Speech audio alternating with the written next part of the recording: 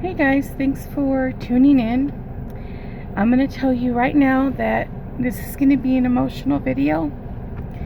I've just been holding back a lot of tears, and I don't know how long I can keep holding them in. Anyhow, if you read the title of this video, then you basically have an idea of what's going on. For those of you that are just tuning in and this is the first video that you're seeing of mine, welcome. Thanks for tuning in. But my name is Jeanette, aka Sweet Jean, and I have terminal cancer, stage 4, and there is no cure, and I'm on lifelong chemotherapy, lifelong treatment. Lifelong meaning that I'll be on chemo for the rest of my life. The cancer started in my breast, then it went to my lymph nodes, my chest, my neck, my liver, my right lung, and throughout my bones. And I had to have emergency spinal surgery because I had a mass on 3 of my vertebrae, C7, T1, and T2, and pretty much disintegrated those vertebrae. And I have 2 12-inch rods in my back and 12 screws. Sometimes I say 8, but it's 12. I just saw the x-rays and was counting the screws, and there's 12. So anyhow, the cancer that I have, they call it ER positive, PR positive, and HER2 positive. The ER and the PR stand for estrogen and progesterone. The cancer that I have feeds off of estrogen and progesterone. So recently, in my last cancer vlog update, I told you guys that I was starting to produce estrogen, and that was proved by my blood work, and I was having some other symptoms, and I wasn't producing estrogen or progesterone for years, but my body all of a sudden months back decided to produce estrogen. And my oncologist and gynecologist, and they're both in the same office, decided that it would be best for me to have a hysterectomy. The other option was hormone therapy, but that would be additional medications that I would take daily on top of the 12 that I already take daily, along with any kind of pills to combat symptoms. So, and that would be every day for the rest of my life, or get a hysterectomy to remove the uterus. And so I really didn't want to have surgery because in my mind surgery should be the last option. But everybody that I spoke to that have had this surgery said that, it's not that big of a deal anymore as it used to be years past, where they used to cut you across your belly, and the recovery was a little bit tougher than what it is now. Now they do it laparoscopically, and they do 3 small incisions, insert trocars, fill up your belly with air, and do what they got to do and get out. And these incisions are like an inch long. Anyhow, so they scheduled me for the hysterectomy a few weeks out from finding out that I was producing the hormones. And I was a little bit nervous because I don't want to be waiting for my body to be producing hormones, which is what feeds the cancer, and in hopes that the cancer is not going to grow and feed off of it. But they assured me that with the chemotherapy that I was on, that was helping keep the cancer from spreading and keep it stable.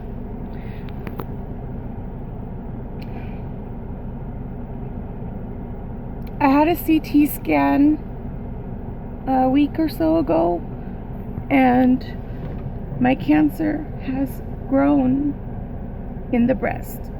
It has doubled in size. My oncologist seems to think that the cancer figured a way around the chemotherapy. And that's usually what happens is with the stage 4 terminal patient. I can only speak for myself and the stage 4 people that she's explained situations to me. She's told me, and others have told me as well, that because I have friends that are in a support group that are also stage 4 terminal like me. So basically what happens is you're on a certain medication that'll help stop the cancer from growing, and then you're considered stable. And that medication can work for years and years and years. But eventually, possibly, the cancer will get smart and figure a way around that medication.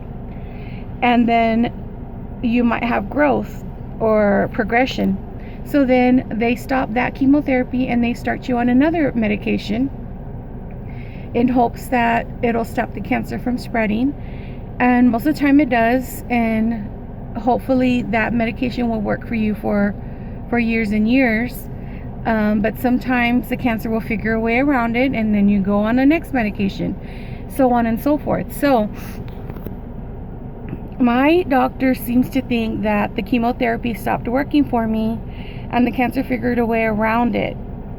I not that I disagree with her. I mean, it's probably what happened, but me producing the hormones these past few months and not taking any hormone suppressant, I feel is probably the majority of the reason why the cancer grew and the cancer doubled in size in the breast. They didn't seem to feel that there was any urgency in removing the uterus. Like me, I would have been like, take it out right away.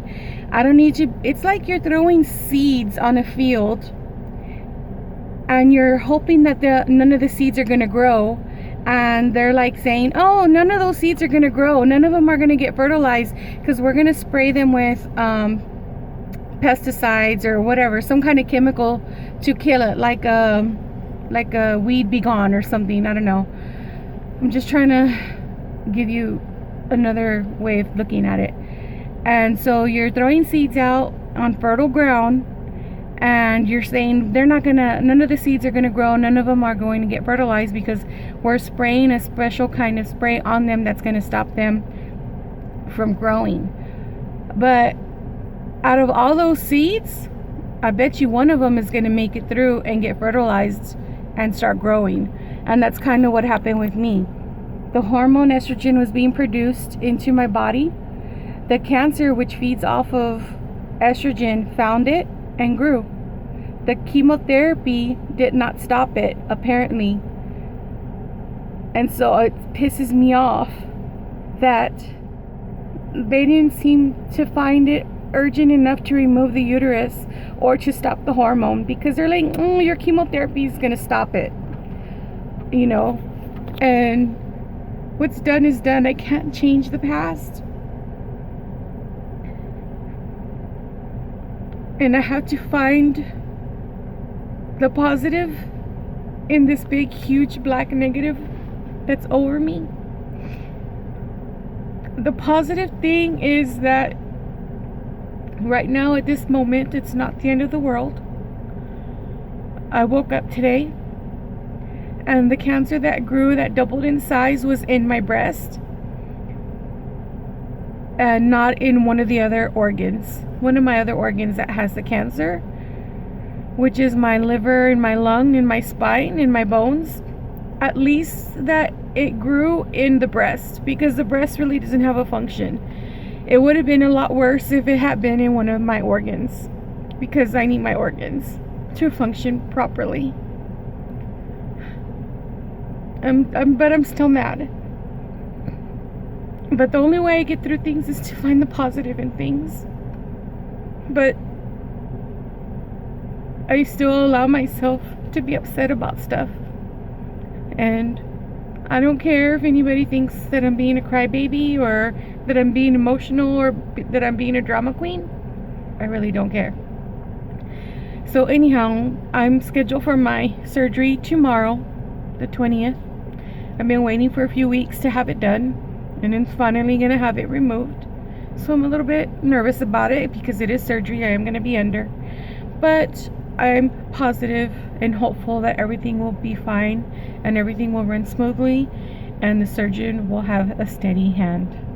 So that is the update, and I may come on in a few days again to give you maybe an update on the recovery process of having a hysterectomy and having terminal cancer and being active on chemotherapy.